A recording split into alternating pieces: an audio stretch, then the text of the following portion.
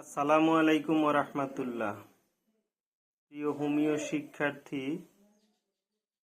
হাতের তালুতে ঘাম হোমিওপ্যাথিক ঔষধ কি? কেন্ট রেপার্টরির 1182 পৃষ্ঠায় এক্সট্রিমিটিজ অধ্যায় লেফট কলামে পারস্পিরেশন ঘাম সাবরুব্রিক পাম হাতের তালুতে ফার্স্ট গ্রেডের ওষুধ ডালকামারা, ইগনেশিয়া, নাক্স ভূমিকা, সিপিয়া, সাইলেশিয়া, সালফার।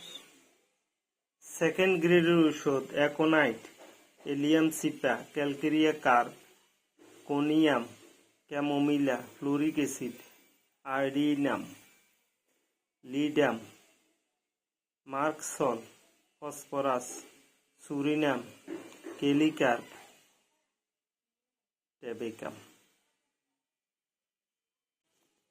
তাছাড়া থার্ড গ্রেডের ওষুধ রয়েছে। এখান থেকে কেস টেকিং ও রেপার্টরাইজেশনের পরে যে ওষুধটাই আসুক তাকে আমরা শক্তিকৃত অবস্থায় প্রয়োগ করে থাকি। ধন্যবাদ।